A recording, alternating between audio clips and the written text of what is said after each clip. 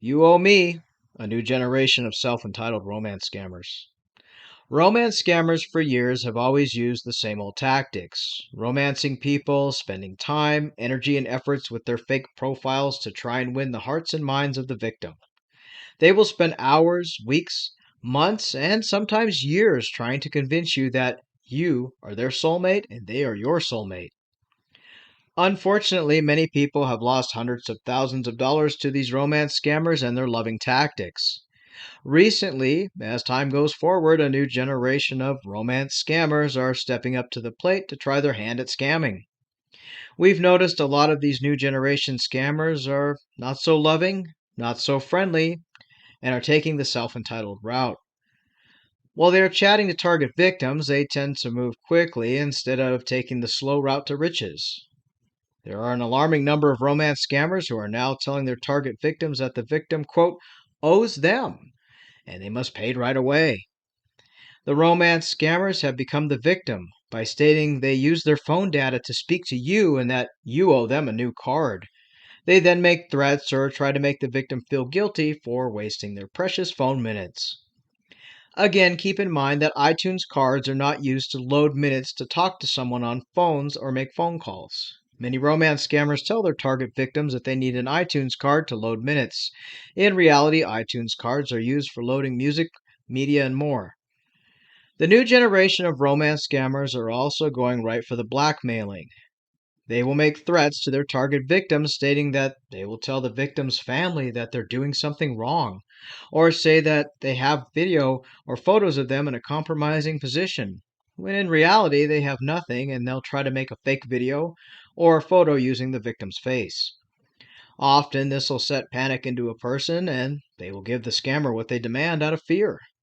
Either way, these tactics are becoming increasingly popular with romance scammers.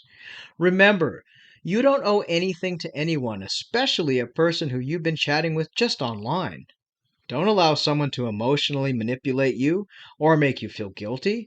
You owe them nothing other than to press the block button and don't look back. Many people who've become the victim of romance scammers all seem to have a very similar thing in common. One of them being that they did not set boundaries with the person they are chatting with online. Romance scammers almost always call their target victims day and night, even if the target victim tells them that they're feeling unwell, plan on sleeping, or that they have to sleep early because they work early in the morning. Romance scammers simply do not care. Most scammers don't care, they'll never care, and they'll keep you awake, keep you worn down, tired, sleepy, and continue to call and message you at all hours of the night. If you don't answer, they'll then flip the script and accuse you of cheating on them, or accuse you of talking to other men online and on dating sites. Their objective is to create mental stress and turmoil to try and cause you to not think clearly when the question comes for them wanting you to give money and gift cards. Romance scammers also don't care if you're disabled, sick, or poor. We so often hear people say that they'll never be scammed because they're poor. The reality is, most of the victims who contact us had very little when they were scammed. Romance scammers ask you to take out loans, sell your jewelry, and even the shoes on your feet if they think it will net you some cash for them. The aggressive, self entitled romance scammers are showing up now more than ever. Never allow someone to make you feel guilty for doing nothing wrong.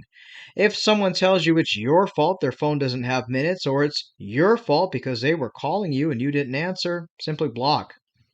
If a person refuses to respect your boundaries and calls you after you've told them you're going to bed or you don't feel well, and they call you continuously till you answer and then accuses you of speaking to other men or cheating on them, and then demands you to buy them gift cards, block them. No person who, for one, can't respect your boundaries and for two, demands you buy them things because you didn't answer your phone is complete insanity, and it's something that no one deserves to deal with. Block and move on. Above all, do not buy gift cards and do not give in to self entitled romance scammers who become aggressive and spend their days lying to you about who they are and how much they love you. Simply block. You don't deserve to be treated poorly. Stay safe.